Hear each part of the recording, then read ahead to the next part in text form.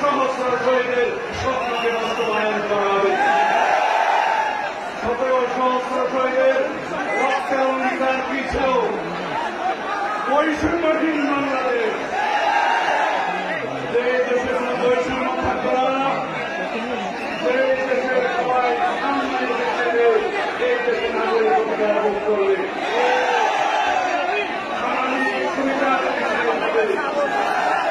মানবিক মর্যাদা প্রতিষ্ঠিত হবে, সংবিধানের এবং সমস্ত প্রতিষ্ঠানের গণতান্ত্রিক সংস্কারের মধ্য দিয়ে এই দেশকে একটি শক্তিশালী গণতান্ত্রিক রাষ্ট্র হিসেবে নির্মাণ করা হবে। আমাদের ঘোষণা আপনারা সবাই প্রত্যেকের প্রতি যার যার অধিকার আছে সেই অধিকার যেন সমুন্নত রাখেন, সেই চেষ্টা করে দেবেন। আজকে অতীত স্বৈরাচারী শেখ হাসিনা কোথায়? দিল্লিতে বসে আছে। যদি দেখার সুযোগ হয়, আমার এলাকার প্রবাসীর এই আনন্দ উল্লাস দেখতে যাও। এত আনন্দ, এত উল্লাস, এত আবেগ কিসের জন্য? স্বৈরাচারের পতনের জন্য। এত শহীদ, এত রক্তদান কিসের জন্য? প্রকৃত স্বাধীন সার্বভৌম গণতান্ত্রিক রাষ্ট্র নির্মাণের জন্য। এই দেশে আর কোনদিন স্বৈরাচারের উৎপত্তি হবে? কোনদিন এই দেশে আর শেখ হাসিনার মতো স্বৈরাচারের জন্ম হবে? আওয়ামী বাদশাহীরা শুনে রাখো, গণহত্যা করার পর এই দেশে আওয়ামী লীগের নামে কোন রাজনীতি হবে না। বাদশাহীদের কোন রাজনীতি গণহত্যার দায় স্বীকার করে ক্ষমা প্রার্থনা করা হলেও তাদের বিচার নিশ্চিত করা হবে। এই বাংলার মাটিতে মানবাধিকার নিজের আন্তর্জাতিক মানবতা বিরোধী অপরাধ আদালত একটা আছে না, হয়ে গেছে। এই আদালতে শেখ হাসিনা এবং তার ব্যক্তিবাদের সকল বিষয়ের বিচার করা হবে।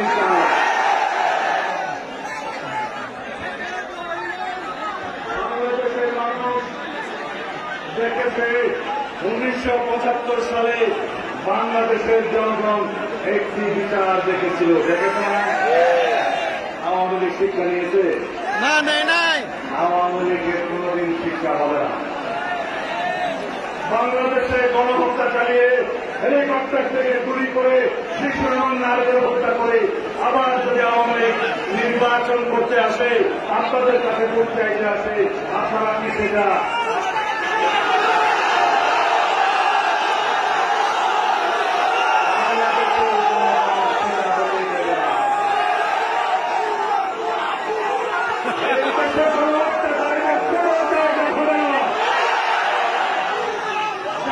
সংবিধানকে করে আওয়ামী লীগের গঠনতন্ত্রে পরিণত করেছে, সেই সংবিধানকে আমরা জনগণের জন্য গণতান্ত্রিক সংবিধান বানাতে দিতে হবে। আজকে কয়েকটা কথা মাত্র বলা দিতে হবে। আপনারা সবাই বাংলাদেশের মানুষ, বাংলাদেশের নাগরিক, বাংলাদেশি পরিচয়ে আপনারা বাংলাদেশে বসবাস করবেন। আমরা কেউ হিন্দু, মুসলমান, বৌদ্ধ, খ্রিস্টান কাউকে ভেদাভেদ করব না। সবাই এদেশের নাগরিক, সবাই যার যার ধর্ম পালন করবে, কিন্তু এই দেশে কোন কেউ সংখ্যালঘু হবে না। সবাই বাংলাদেশে নাগরিক হবে, সবার সমান অধিকার থাকবে, বৈষম্যমূলক কোন চাকরিতে এই দেশে থাকবে না। আমরা সবাই বাংলাদেশি, আমরা সবাই রাজা, এই বাংলাদেশের মুক্ত গণতান্ত্রিক বাংলাদেশে, স্বাধীন বাংলাদেশে আমরা সবাই স্বাধীনভাবে মুক্তভাবে আমাদের সকল অধিকারকে সংরক্ষণ করব। বন্ধুগণ, আমাদের বিজয় এখনো চূড়ান্তভাবে অর্জিত হয় না। সেই দিন আমরা চূড়ান্ত বিজয় অর্জন করব যেই দিনে দেশে গণতান্ত্রিক প্রক্রিয়ায় নির্বাচনের মধ্য দিয়ে একটি রাজনৈতিক সরকার প্রতিষ্ঠা হবে। সেই দিন আমাদের চূড়ান্ত বিজয় হবে। আন্তর্জাতিক ষড়যন্ত্র চালু আছে, অভ্যন্তরীণ ষড়যন্ত্র চালু আছে।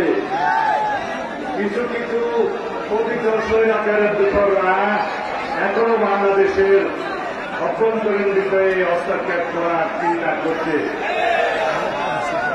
হুঁশিয়ার করে দিতে চাই, শেখ হাসিনা যদি দিল্লিতে বসে ষড়যন্ত্র করে তাকে ওখান থেকে টেনে হেসড়ে নিয়ে এসে বিচার করা হবে, আন্তর্জাতিক আদালতে বিচার করা হবে। তার কিছু দোষররা সমস্ত বাংলাদেশে কোথাও এমপি, কোথাও উপজেলা চেয়ারম্যান, কোথাও চূড়ান্ত চামুন্ডা, কোথাও আছে না। বাংলাদেশের জনগণ কাউকে ক্ষমা করে না। প্রত্যেকটা গুলির হিসাব নেওয়া হবে, শহীদের রক্তের প্রতিটি ফুটার হিসাব নেওয়া হবে। যারা বাংলাদেশের জনগণের উপরে গুলি চালিয়েছে, যারা নির্বাচনে নির্বিচারে গণহত্যা চালিয়েছে, যারা দায়ী এবং তাদের দোষরদের প্রত্যেককে বিচারের কার্যালয়ে করা হবে। আমি আপনাদের কাছে আহ্বান জানাই, আপনারা কেউই আইন হাতে তুলে নেবেন না, তাকে আইনের হাতে সুপর্দ করুন। বিচার হবে, সুষ্ঠু প্রক্রিয়ায় তার সাজা নিশ্চিত করা হবে ইনশাআল্লাহ। আমি সরকারি কর্মকর্তা, কর্মচারী, পুলিশ ভাই বন্ধু যারা আছেন, গণপ্রজাতন্ত্রী বাংলাদেশের যারা সরকারি কর্মচারী হিসেবে আছেন, সবার কাছে অনুরোধ জানাই, আপনারা যা স্বৈরাচারের দোষর হিসেবে ভূমিকা পালন করেছেন, আমরা আপনাদেরকে ক্ষমা করে দিয়েছি। জনগণের বন্ধু হিসেবে আপনারা দায়িত্ব পালন করবেন, আমরা আপনাদেরকে সহযোগিতা করব। অতীতের মতো এই দেশে কোন দুঃশাসকের সহযোগী আপনারা হবেন না। কিন্তু যদি আপনারা আমাদের এই ক্ষমা সুন্দর দৃষ্টিকে দুর্বলতা মনে করেন, তাহলে বলতে চাই জনগণ আপনাদের বিচার করবে। যে সমস্ত বিচারপতিরা জাস্টিস খায়রুল হক, জাস্টিস কালাবানি কি অবস্থা হয়েছে, এই বিচারপতিদের বিচার করবে যে জনতা, আজ জেগেছে সেই জনতা। সুতরাং বিচার বিভাগে আমরা সংস্কার সাধন করব, আমরা প্রশাসনের প্রতিটি ক্ষেত্রে প্রয়োজনীয় সংস্কার সাধন করব। সমস্ত সাংবিধানিক প্রতিষ্ঠানে প্রয়োজনীয় গণতান্ত্রিক সংস্কার করা হবে, সমস্ত স্টেটিউশন অর্গানাইজেশনের সংস্কার সাধন করা হবে। এই দেশের প্রত্যেকটি ক্ষেত্রে শেখ হাসিনা এবং তার স্বৈরাচারী দোসররা যেভাবে এই রাষ্ট্রের সমস্ত অঙ্গ বিনষ্ট করে দিয়েছে, সেই অঙ্গগুলোকে সুন্দরভাবে গণতান্ত্রিক চেহারা দিয়ে এই দেশের মানুষের জন্য সুশাসন, আইনের শাসন নিশ্চিত করা হবে ইনশাআল্লাহ। আমরা আগামীতে আপনাদেরকে বলতে চাই, আপনারা আন্দোলন অব্যাহত রাখবেন, রাজপথে আপনাদের কণ্ঠ উৎসাহিত হতে থাকবে। আপনাদের অধিকার যাতে কেউ ছিনিয়ে না নিতে পারে, সেই জন্য আপনারা সবসময় সোচ্চার থাকবেন। ভবিষ্যতের সরকারও যাতে স্বৈরাচারী না হয়ে উঠতে পারে, সেজন্য আপনারা আপনাদের অধিকারের বিষয়ে সবসময় সোচ্চার থাকবেন। সুতরাং জনগণ আন্দোলন অব্যাহত থাকবে, জনগণের রাজপথের আন্দোলন অব্যাহত রাখতে হবে, এই জন্য যে এখনো আওয়ামী বাকশালীদের ষড়যন্ত্র শেষ হয় না। আপনারা আহ্বান জানাই, সকল সময়ে সেই সমস্ত ষড়যন্ত্রকে বিনষ্ট করার জন্য প্রতি মুহূর্তে আপনারা সজাগ থাকবেন।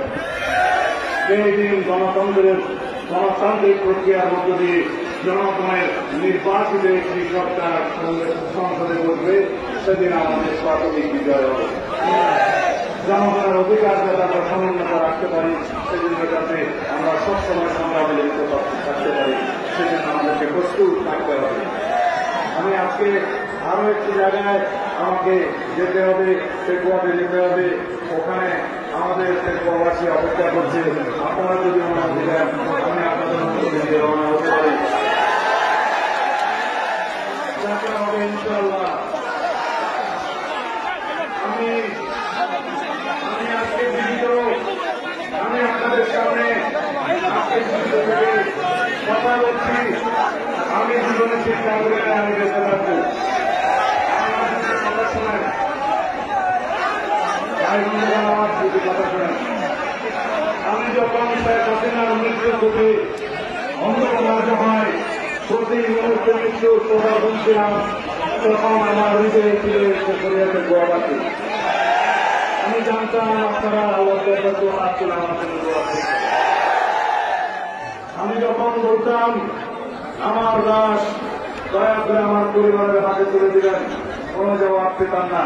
যদি আমার মৃত্যু হতো ওখানে, যদি তারা আমাকে হত্যা করত, তাহলে হয়তো আমি আপনাদের সামনে আজকে দাঁড়াতে পারতাম না। আল্লাহ রাব্বুল আলামিনের ফয়সালা, উত্তম ফয়সালা, আল্লাহ দরবারে অস্ত্র সজল নয়নে প্রার্থনা করতাম, ইয়া আল্লাহ, তুমি যে আমার কবর আমার ওয়ারিসদেরকে দেখাবা না, আমার কি বাংলাদেশের মাটিতে জানাজা হবে না? আল্লাহ রাব্বুল আলামিন কবুল করেছেন আপনাদের দোয়ায়। আল্লাহ রাব্বুল আলামিন আমার জীবন ফিরিয়ে দিয়েছেন, মৃত্যু মুখে জানাবে আজকে আপনাদের সামনে দাঁড়া করে দিয়েছেন।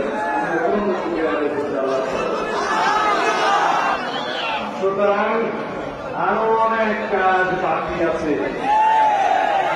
আল্লাহর হুকুম আছে, আল্লাহ আমাকে চিন্তা রেখেছে বাংলাদেশের মানুষের সেবার জন্য আরো অনেক কাজ বাকি আছে। আপনারা দোয়া করবেন। দেখা হবে আপনাদের সাথে। আল্লাহ হাফেজ। বাংলাদেশ জিন্দাবাদ। মুসলিম জিন্দাবাদ।